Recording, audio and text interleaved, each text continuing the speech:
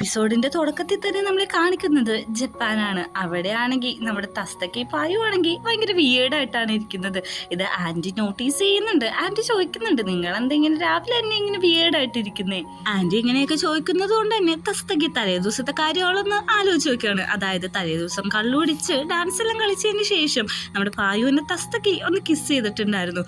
അവനാണെങ്കിൽ ഞാൻ ഒരു കാര്യം പറയട്ടെ എന്ന് പറഞ്ഞു വരുമ്പോ തന്നെ ഇത് ജസ്റ്റ് ഒരു കിസ്സാണ്, അതിൽ കൂടുതലൊന്നുമില്ല, അതുകൊണ്ട് തന്നെ ഇതിന് മുകളിലിട്ട് നീ ഒന്നും ആലോചിക്കേണ്ട ആവശ്യമില്ല എന്ന് പറഞ്ഞിട്ട് അവനെ അവള് അപ്പൊ തന്നെ അത് കട്ട് ചെയ്ത് വിടുന്നുണ്ട്. കാരണം അവർക്ക് റിലേഷൻഷിപ്പില് താല്പര്യമില്ല. അതുകൊണ്ട് തന്നെ ഇപ്പൊ നടന്നത് ഒരു ആക്സിഡന്റ് ആണ്, അതിൽ കൂടുതൽ നീ ഒന്ന് എക്സ്പെക്ട് ചെയ്യണ്ടെന്ന് പറയുന്നുണ്ട്. പ്രസന്റിൽ ആന്റി ചോദിക്കുന്നുണ്ട്, നിങ്ങളുടെ ഈ പെരുമാറ്റമൊക്കെ കണ്ടിട്ടുണ്ടെങ്കിൽ ടീനേജേഴ്സ് കിസ് ചെയ്ത പോലെ ഉണ്ടല്ലോ എന്ന്. അങ്ങനെയൊന്നും ഇല്ലാന്ന് തസ്തക്ക് പറയുന്നുണ്ട്.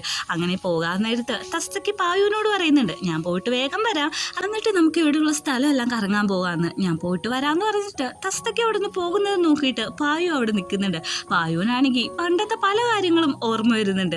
അവനാണെങ്കിൽ തിരിച്ച് വീട്ടിൻ്റെ ഉള്ളിട്ട് എല്ലുമ്പോഴേക്കും ആന്റി ആണെങ്കിൽ അങ്കിളിനുള്ള ഫുഡും കാര്യങ്ങളൊക്കെ എടുത്തോണ്ടിരിക്കുകയാണ്. പക്ഷേ ആന്റി പായുവിനോട് ചോദിക്കുന്നത് മറ്റൊന്നാണ്, അതായത് ഈ തസ്തക്ക് ക്യൂട്ടല്ലേ എന്ന്. അത് ട്രാൻസ്ലേറ്റ് ചെയ്ത് കേൾക്കുന്നവനും പറയുന്നുണ്ട് അവള് ക്യൂട്ടാന്ന്. അവള് ലവിന്റെ കാര്യത്തിൽ ഭയങ്കര ഒബ്സർവാണ്. കാരണം അവള് ഒരാൾ പറ്റിച്ചിട്ടും അയാൾക്ക് വേണ്ടി അവള് ഇപ്പോഴും കാത്തിരിക്കുകയാണ്. അവളൊരു പാവമാണ്, അവൾക്കൊരു നല്ല ലൈഫ് ഞാൻ ആഗ്രഹിക്കുന്നു എന്നൊക്കെ ആന്റി പറയാണ്. അങ്ങനെ അവളുടെ റൂമൊക്കെ പോയി നോക്കുമ്പോഴും അവനും അവളൊരു പാവം പെൺകുട്ടിയാന്നുള്ള കാര്യമെല്ലാം മനസ്സിലാവുന്നുണ്ട്.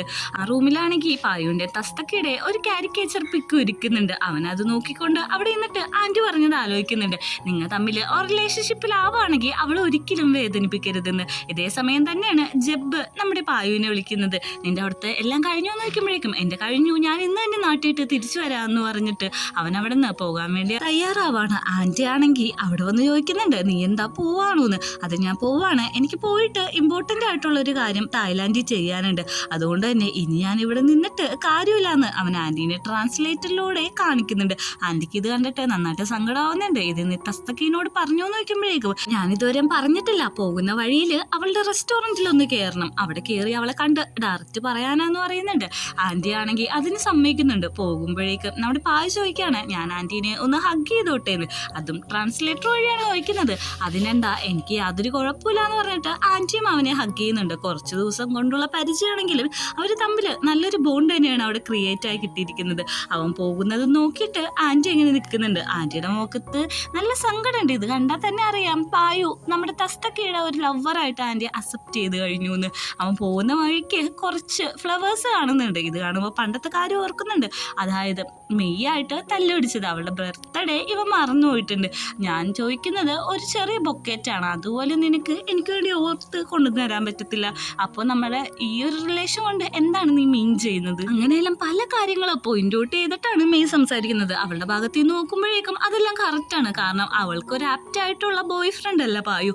പക്ഷെ അവൻ അതിന് സോറി പറഞ്ഞിട്ട് അവളെ പിന്നെയും കെട്ടിപ്പിടിച്ച് പാച്ചപ്പ് ആക്കാണ്. നമ്മുടെ റിലേഷൻഷിപ്പിലും ഇങ്ങനത്തെ കുറേ സ്റ്റോറീസ് ഉണ്ടാവും. എല്ലാവരും ഒരു സോറി പറഞ്ഞിട്ടുണ്ടെങ്കിൽ നമ്മൾ അവിടെ മെൽറ്റ് ആവുകയും ചെയ്യും. ഇത് റിയൽ ആയിട്ടുള്ളൊരു സംഭവം തന്നെയാണ്. എന്നിട്ട് അവൻ ആ ഓർമ്മയിൽ നിന്ന് തിരിച്ചു വന്നിട്ട് ആ ടെമ്പിളിലേക്കാണ് പോകുന്നത്. ടെമ്പിളിൽ ചെന്നിട്ട് ആ ഒരു പ്ലേറ്റ് നോക്കുന്നുണ്ട്. അതിലിപ്പോഴും അവൻ ആ പ്ലേറ്റ് കട്ട് ചെയ്യാതെ ഇട്ടേക്കാണ്. അതായത് പായുവിനെ സ്നേഹിക്കണമെന്നുള്ളത്. കഴിഞ്ഞ പ്രാവശ്യം അവൻ വന്നപ്പോൾ അത് കട്ട് ചെയ്തിട്ടില്ല. കാരണം അവളുടെ ആ ഹലൂസിനേഷൻ ചോദിച്ചു, നിനക്ക് എന്നോട് ഇങ്ങനെയൊക്കെ ചെയ്യാൻ പറ്റുമോ, നിനക്ക് എന്നെ ഇഷ്ടമല്ലേ എന്നൊക്കെ. അതുകൊണ്ട് തന്നെ ഒരു ഡബിൾ മൈൻഡിൽ അവനത് കട്ട് ചെയ്യാതെയാണ് പോയേക്കുന്നത്. അത് അവനിപ്പോൾ വന്നിട്ട് നോക്കാണ്. കാരണം അവളെ ഒരു ഇഷ്ടമുണ്ട്, പക്ഷെ അതൊന്നും കൺവിൻസ് ചെയ്യാൻ പറ്റുന്നില്ല. ഇനി ആ റിലേഷൻഷിപ്പ് മുമ്പോട്ട് കൊണ്ടുപോകാൻ പറ്റില്ലെന്ന് പായുനും നന്നായിട്ട് അറിയാം. അവർ പണ്ടത്തെ ഓരോ കാര്യങ്ങളും അങ്ങനെ ആലോചിക്കുന്നുണ്ട്. അതായത് അവൾ എന്തോരമാണ് ഹേർട്ട് ചെയ്തത്, അവൾ അത്ര ഹേർട്ട് ആവുന്നുണ്ടെന്ന് മനസ്സിലാകുന്നത് തസ്തക്കീനെ കണ്ടപ്പോഴാണ്. കാരണം അവളുടെ റിലേഷൻഷിപ്പും ഇതേ ഒരു അവസ്ഥയിലൂടെ ആയതുകൊണ്ട് തന്നെ എങ്ങനെയൊക്കെ അത് എഫക്റ്റ് ചെയ്യുമെന്ന് പായുന് നന്നായിട്ട് മനസ്സിലായിട്ടുണ്ട്. പായു ആണെങ്കിൽ തിരിച്ച് തസ്തക്കിയുടെ ആ റെസ്റ്റോറൻറ്റിലേക്ക് അവളെ കാണാനായിട്ട് ഡയറക്റ്റ് ചെല്ലാണ്. അവിടെ ചെന്നിട്ട് പറയുന്നുണ്ട്, എനിക്ക് നിന്നോടൊന്നും സംസാരിക്കുന്നുവെന്ന്. അവളാണെങ്കിൽ ഭയങ്കര ഹാപ്പി ആയിട്ടാണ് അവൻ്റെ അടുത്തേക്ക് വരുന്നത്. അവള് പായു ഒന്ന് തിരിച്ച് തായ്ലാൻഡിട്ട് പോകുന്നു. ഒട്ടും തന്നെ എക്സ്പെക്ട് ചെയ്യാതെയാണ് അവൾ പുറത്തേക്ക് വരുമ്പോൾ അവൻ്റെ ബാഗും കാര്യങ്ങളൊക്കെ കാണുന്നത്. നീ ശരിക്കും ഒന്ന് പോവാണോ എന്ന് നോക്കുമ്പോഴേക്കും എനിക്കിനി ഇവിടെ ഒന്നും ചെയ്യാനില്ല, തിരിച്ച് തായി ചെന്നിട്ട് ഇമ്പോർട്ടൻ്റ് ആയിട്ടുള്ളൊരു കാര്യം ചെയ്തു തീർക്കാനുണ്ട്, അതുകൊണ്ട് എനിക്ക് ഇന്ന് തന്നെ പോയേ പറ്റുള്ളൂ എന്ന് പറഞ്ഞിട്ട് അവളൊന്ന് ഹഗ് ചെയ്യുന്നുണ്ട്. ഈ ഫ്രണ്ട്ഷിപ്പിനും ഈ ബോണ്ടിനും നീ എന്നെ ഒത്തിരി സഹായിച്ചിട്ടുണ്ട്, അതിന് നന്ദിയെന്നും കൂടി പറഞ്ഞിട്ടാണ് അവിടെ നിന്ന് പോകുന്നത്. അങ്ങനെ നമ്മളെ തായ്ലാൻഡാണ് കാണിക്കുന്നത്. ഇവിടെ ആണെങ്കിൽ ജബ്ബാണെങ്കിൽ ഭയങ്കര ഷൗട്ടിങ്ങിലാണ്. അതായത് ഇത്രയും നല്ലൊരു പെങ്കൊച്ചിനെ നീ കണ്ടുമുട്ടിയിട്ട് എന്തുകൊണ്ടാണ് നീ അവളായിട്ട് റിലേഷൻഷിപ്പ് വെക്കാഞ്ഞത് അങ്ങനെയൊക്കെ പറഞ്ഞ് അവൻ ഭയങ്കര തല്ലുകൊടുത്തോണ്. എടാ നീ ഒരു കാര്യം ചെയ്യാം, മെയിൻ ആദ്യം വിളിച്ച് എനിക്ക് തന്ന് അവളെന്തിനാ നീ വിളിക്കുന്നതെന്ന് നോക്കുമ്പോഴേക്ക് നിന്റെ ഫോൺ തന്നേന്ന് പറഞ്ഞിട്ട് അതിൽ നിന്ന് വിളിക്കുന്നുണ്ട്. മെയിനെ വിളിച്ചിട്ടാണെങ്കിൽ എനിക്ക് നിന്നെ ഒന്ന് കാണണം, നമ്മൾ കാണുന്ന കഫേ വെച്ച് കണ്ടാൽ മതി, ഞാൻ തന്നെ പേ ചെയ്തോളാം, എനിക്ക് ഈ ഒരൊറ്റ ചാൻസും കൂടി തന്നെന്ന് പറയുന്നുണ്ട്. പക്ഷെ അതൊരു പാച്ചപ്പിന് വേണ്ടിയിട്ടല്ല നമ്മുടെ പായു അവളെ വിളിച്ചു വരുത്തുന്നത്. ഇതെല്ലാം കാണുന്ന ജബ്ബാണെങ്കിൽ ഒന്ന് ഷൗട്ട് ചെയ്യാണ്, ഇതെന്റെ ഫ്രണ്ടല്ല, എന്റെ ഫ്രണ്ടിന്റെ മര്യാദ തിരിച്ചു വന്നു, എന്റെ ഫ്രണ്ടിന്റെ രൂപമുള്ള വേറെ ആരും അല്ലേന്ന് ചോദിക്കുമ്പോഴേക്ക് എടാ നീ ഒന്ന് അടങ്ങിയിരിക്കുക, ഞാൻ പറയുന്നത് നീ ആദ്യം ഒന്ന് മനസ്സിലാക്കുന്നു പറഞ്ഞിട്ട് പായു അവന് പറഞ്ഞ് മനസ്സിലാക്കുന്നുണ്ട്. അങ്ങനെ നമ്മുടെ മൈനെ കാണാൻ വേണ്ടിയിട്ട് പായു റെസ്റ്റോറൻറ്റിൽ പറഞ്ഞ സമയത്ത് തന്നെ എത്തുന്നുണ്ട്. എടി ഞാനിപ്പോൾ എന്താ വന്നേന്നറിയോ, പാച്ചപ്പ് ആവാനെന്ന് മാത്രം എൻ്റെ പൊന്നുമോൻ പറയരുത്, കാരണം എനിക്കതിന് താല്പര്യമില്ലാന്ന്. എനിക്ക് പാച്ചപ്പ് ആവാനൊന്നുമല്ല ഞാൻ വന്നത്, ഞാൻ ടോക്കിയോ പോയിട്ടുണ്ടായിരുന്നു, നീ എൻ്റെ ഈ നെയിം പ്ലേറ്റും കാര്യങ്ങളൊക്കെ ഞാൻ അവിടെ വെച്ച് കണ്ടു. അതുമാത്രമല്ല എനിക്ക് ഈ റിലേഷൻഷിപ്പിൽ കുറേ ഫോൾട്ട് പറ്റിയിട്ടുണ്ട്, അതൊക്കെ ഞാൻ അംഗീകരിക്കുന്നുണ്ട്. എനിക്ക് നിന്നോട് ഒരു സോറി പറയണമെന്നുണ്ടായിരുന്നു, അതിന് വേണ്ടിയിട്ടാണ് ഞാൻ ഇങ്ങോട്ട് വന്നത്, അല്ലാതെ വേറൊന്നുമല്ല. നിനക്കൊരു നല്ല ബോയ് ഫ്രണ്ട് ആവാൻ പറ്റിയിട്ടില്ല, എനിക്കൊരു വിഷും കൂടി ഉണ്ട്, അതും കൂടി നീ ഒന്ന് നിറവേറ്റണമെന്ന് പറഞ്ഞിട്ട് അവളെ പുറത്തുകൊണ്ട് വിളിച്ചുകൊണ്ട് പോയിട്ട് ഒരു ബുക്കറ്റ് എടുക്കുകയാണ്. നീ എന്തിനാ എനിക്ക് ഇതിപ്പൊക്കെ മേടിച്ചു തന്നെയെന്ന് നോക്കുമ്പോഴേക്കും എൻ്റെ ഗേൾ ഫ്രണ്ട് പറഞ്ഞ ഒരു കാര്യങ്ങളും എനിക്ക് ചെയ്തു കൊടുക്കാതിരുന്നിട്ടുണ്ടെങ്കിൽ ഞാൻ അത്രയും മോശപ്പെട്ട ഒരു ബോയ് ഫ്രണ്ട് ആയി പോകുമെന്ന് പറയുന്നുണ്ട്. നീ പുതിയ ആളായിട്ട് സെറ്റായിട്ടുണ്ടെങ്കിൽ അവളെ നന്നായിട്ട് നോക്കണമെന്ന് പറഞ്ഞിട്ട് അവളാണെങ്കിൽ ഒരു ഹഗ്ഗും കൂടി കൊടുക്കുന്നുണ്ട്. അങ്ങനെ കുറച്ച് മാസങ്ങൾക്ക് ശേഷമാണ് നമ്മൾ കാണിക്കുന്നത്. അതായത് തസ്തക്ക് ഇപ്പോൾ പുതിയൊരു ലൈഫ് ഇട്ട് കടന്നിട്ടുണ്ട്, എല്ലാ കാര്യവും മറന്ന് മൂവ് ഓൺ ആയ ഒരു പെൺകുട്ടീനെ പോലെ തന്നെയാണ്. ആൻറ്റി ആണെങ്കിൽ ഇപ്പോഴും ആ ബീൻസ് ഒക്കെ റിമൂവ് ചെയ്തിട്ട് അങ്കിളിന് വേണ്ടിയിട്ട് ഭയങ്കര ഹാപ്പി ആയിട്ട് സർവ് ചെയ്തുകൊണ്ടിരിക്കുകയാണ്.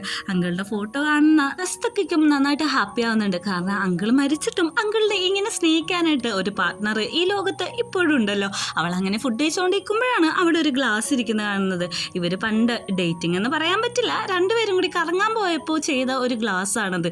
അത് അന്ന് അവർ ചെയ്തുകൊണ്ടിരുന്ന സമയത്ത് എന്തോരം ഹാപ്പി ആയിരുന്നു എന്നുള്ള കാര്യങ്ങളെല്ലാം അവൾ ആലോചിക്കുന്നുണ്ട്. ആ ഗ്ലാസ്സിൽ നോക്കിയിരിക്കുന്ന സമയത്താണ് ആൻറ്റി അങ്ങോട്ട് വരുന്നത്.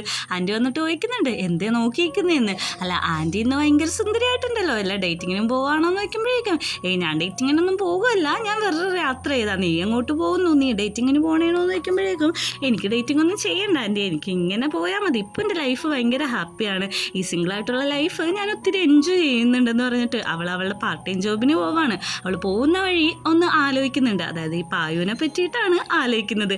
അങ്ങനെ അവളുടെ റെസ്റ്റോറൻറ്റിൽ വന്നിട്ട് എല്ലാ ദിവസത്തെ പോലെ ജോലി ചെയ്യുന്നുണ്ട്. അന്നാണെങ്കിൽ അങ്ങോട്ടേക്ക് ഒരാൾ വരുന്നുണ്ട്. നീ അവിടെ പോയിട്ട് ആ ഓർഡർ ഒന്ന് പിക്ക് ചെയ്യാനായിട്ട് അവളുടെ മുതലാളി പറയുന്നത് കേട്ട് അവൾ അങ്ങോട്ടേക്ക് ചെല്ലുമ്പോഴേക്കും എപ്പോഴും ഓർഡർ ചെയ്യുന്ന ഒരു ഡിഷാണ് അവിടുന്ന് ഓർഡർ ചെയ്യുന്നത്. ഈ സൗണ്ട് കേൾക്കുന്ന അവൾക്ക് ഒന്ന് മനസ്സിലാവുന്നുണ്ട്, നോക്കുമ്പോൾ വേറെ ആരുമല്ല പായു തന്നെയാണ്. എനിക്ക് ഫുഡ് കഴിച്ച് കഴിഞ്ഞിട്ട് നിന്നോട് കുറച്ച് സംസാരിക്കാനുണ്ട്, നീ ഫ്രീ ആണോ എന്ന് ചോദിക്കുന്നുണ്ട്. പക്ഷെ ഞാനിപ്പോൾ ബിസിയാന്ന് പറയുന്നതാണ് നമ്മൾ കാണിക്കുന്നത്. നെക്സ്റ്റ് സീനിൽ അവർ രണ്ടുപേരും കൂടെ എടുക്കാണ്. അല്ല നീ ബിസിയാന്ന് പറഞ്ഞിട്ട് എന്തിനാ എൻ്റെ ഒപ്പം വന്നേന്ന് നോക്കുമ്പോഴേക്കും അല്ല നിങ്ങൾക്കല്ല എന്നോട് എന്തോ പറയാനുള്ളത്, അത് കേൾക്കാൻ വേണ്ടിയിട്ടാണ്. എനിക്കിപ്പോൾ ബോയ് ഫ്രണ്ട് ഉണ്ടോ എന്ന് ചോദിക്കുമ്പോഴേക്കും എനിക്ക് ബോയ് ഫ്രണ്ട് ഉണ്ടെന്നാണ് അവൾ ആദ്യം പറയുന്നത്. പക്ഷെ ഞാനത് തമാശ പറഞ്ഞാന്ന് അവൾ കൂട്ടിച്ചേർക്കുന്നുണ്ട്.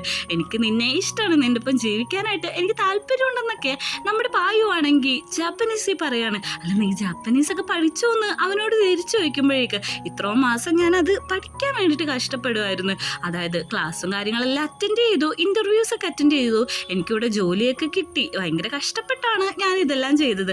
അതും എനിക്ക് നിൻ്റെ അടുത്ത് സ്ഥിരമായിട്ട് താമസിക്കാൻ വേണ്ടിയിട്ടാണ്. എനിക്കൊരു ലോങ് ഡിസ്റ്റൻസ് റിലേഷൻഷിപ്പിന് താല്പര്യമില്ല, അതുകൊണ്ട് തന്നെ ഞാനിങ്ങോട്ട് മൂഡായെന്ന് പറയുന്നുണ്ട്. ഇതും കൂടി കേൾക്കുന്ന തസ്തക്ക് ഒത്തിരി സന്തോഷമാവുന്നുണ്ട്. നീ ശരിക്കും ഇങ്ങോട്ട് മൂഡായോ എന്ന് ചോദിക്കുന്നുണ്ട്. ഞാനിങ്ങോട്ട് മൂഡായത് നിനക്ക് വേണ്ടിയിട്ടാണ്, കാരണം നീ എച്ചിനെ പോലെ എനിക്ക് അവിടെ ഇവിടെ നിന്ന് സ്നേഹിച്ച് നിന്നെ പറ്റിക്കാനൊന്നും പറ്റില്ല എന്ന് പറഞ്ഞിട്ട് അവളങ്ങ് ഹഗ് ചെയ്യാണ്. അവളെയും കൊണ്ട് ആ ടെമ്പിളിലേക്ക് പോകുന്നുണ്ട്. ടെമ്പിളിൽ ചെന്നിട്ടാണെങ്കിൽ കാണിച്ചു കൊടുക്കുന്നത് ഒരു ലവ് പ്ലേറ്റ് ആണ്. അതിലെഴുതിയിരിക്കുന്നത് തസ്തക്കയുടെ പുറയിൽ ചെക്കന്മാരൊന്നും നടക്കാൻ പാടില്ല, അവളെപ്പോഴും എൻ്റെ ആയിരിക്കണമെന്നാണ്. ഇത് കാരണം അവൾക്ക് ഒത്തിരി സന്തോഷമാവുന്നുണ്ട്. അവനൊന്ന് ഓടിച്ചിടുന്നുണ്ട്, നീ എന്തൊക്കെയാണ് ഈ കാണിച്ചു കൂട്ടുന്നതെന്ന്. അങ്ങനെ രണ്ടുപേരും കൂടി അവിടെ ഹാപ്പി ആയിട്ട് ഓടി കളിക്കുന്നുണ്ട്. താഴെ ഇറങ്ങിയ തസ്തക്കീനോട് അവൻ പറയുന്നുണ്ട്, നീ മാത്രമാണ് എൻ്റെ ലൈഫിൽ ഏറ്റവും നല്ലവളായിട്ടുള്ളതിൽ, എനിക്ക് നിന്നെ വിട്ടിട്ട് പോകാൻ പറ്റില്ല എന്ന് പറഞ്ഞിട്ട് രണ്ടുപേരും കൂടി അവിടെ നിന്ന് കിസ് ചെയ്യാണ്. ഈ ഒരു സീനും കൂടി കാണിച്ചിട്ടാണ് ഈ സീരീസ് അവസാനിക്കുന്നത്. എനിക്ക് പേഴ്സണലി ഈ സീരീസ് ഭയങ്കരമായിട്ട് ഇഷ്ടപ്പെട്ടു. ഒരു റിലേഷൻഷിപ്പിലുള്ള കപ്പിൾസ് എങ്ങനെയിരിക്കുന്നു എന്നുമാണ് കാണിക്കുന്നത്. നിങ്ങളുടെ അഭിപ്രായം എന്തായാലും കമൻറ്റ് ചെയ്യാൻ മറക്കരുത്.